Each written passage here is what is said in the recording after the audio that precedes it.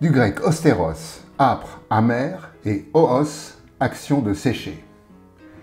Guerre menée par les usuriers contre les peuples afin de les courber sous le joug d'une dictature qui se pare de démocratie et essorer le peu qu'il leur reste.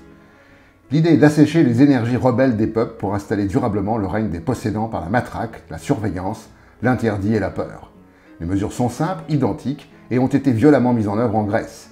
Diminution du salaire des fonctionnaires de 10%, diminution des pensions de retraite de 10%, recul de 5 ans de l'âge légal de départ à la retraite, réduction des investissements publics et des dépenses de fonctionnement de l'État, création de nouveaux impôts et de nouvelles taxes, hausse de 10% des taxes sur l'essence, le tabac et l'alcool, hausse de la TVA de 2 points, privatisation massive, gaz, électricité, port de Salonique, port du Pirée, 14 aéroports, etc., etc. Les dépenses publiques ont baissé de 30% après 2008. Les infrastructures du pays se sont dégradées, les systèmes de santé et d'éducation laissés à l'abandon et la majorité des retraités sont sous le seuil de pauvreté.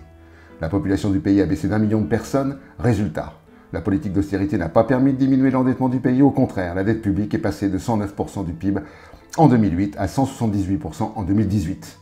Il s'agit donc bien d'obtenir autre chose, la paupérisation d'une nation et sa soumission à l'ordre financier.